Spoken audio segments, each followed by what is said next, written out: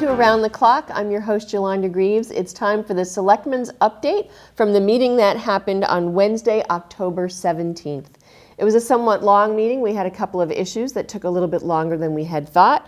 We started with an update by Mr. Jim Adams, the superintendent of the Ashland Public Schools, letting us know the status of the MSBA, which is the Mass School Building Association, and our feasibility study that we're going to be going into an agreement with. So that will be moving forward. There were some documents to sign, and we are hoping that by the end of October we will have a response back and we will be accepted into the feasibility study portion, and that should be able to start in January or February.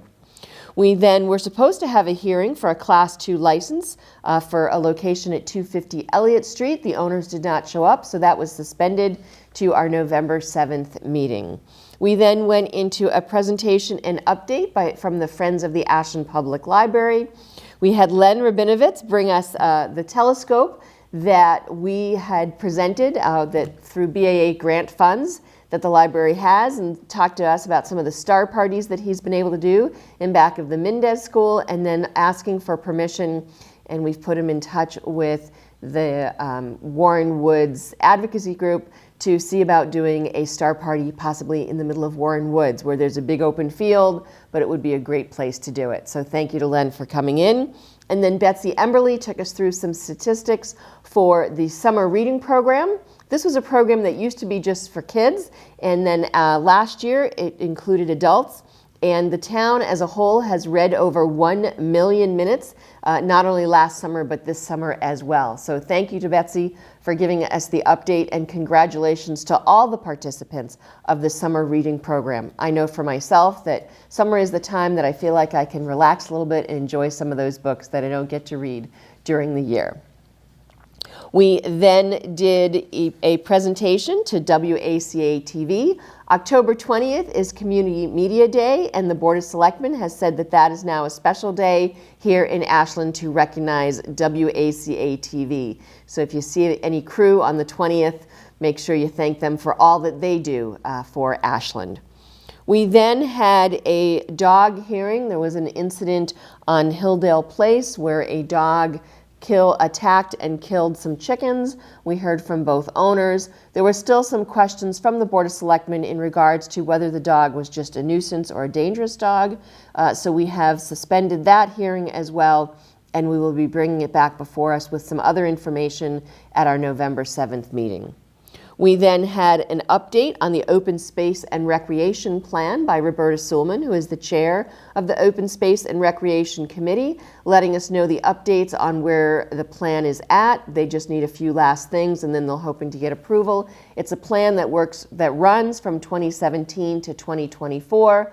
If you'd like to see the whole presentation, you can catch the Selectmen's meeting and watch it there. We then went into some old and new business. We appointed a new town planner, Amanda Dumas, so welcome to town. We accepted with regret, and of course with thanks, the resignation of Cynthia Winterhalter from the Historical Commission. If you are interested in historical things or getting involved with our Historical Commission, consider filling out a talent bank form with the Board of Selectmen. That commission is down very low in members. A number of the members have moved on or gone on to other things or moved out of town, so we are looking for more members there. We looked at a little bit of a discussion of future agenda items. We really didn't have anything to add because we did a very large discussion of that at our last meeting. We signed and reviewed an agreement with Ameresco, who is doing all our solar, and we talked about a ribbon cutting that will happen at the Howe Street landfill in early November.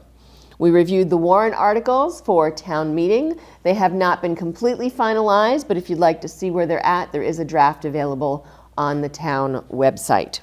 We also talked about a public forum that we will be holding on October 18th. We then had a discussion on early voting. Unfortunately, Wednesday, October 17th was the last day to register to vote, but we do have early voting starting on October 22nd.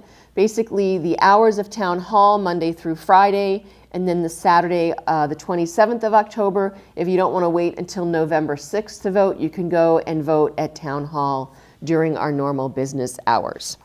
And that was it. We did talk a little bit about some of the events that we're going to see at our Around the Town tour.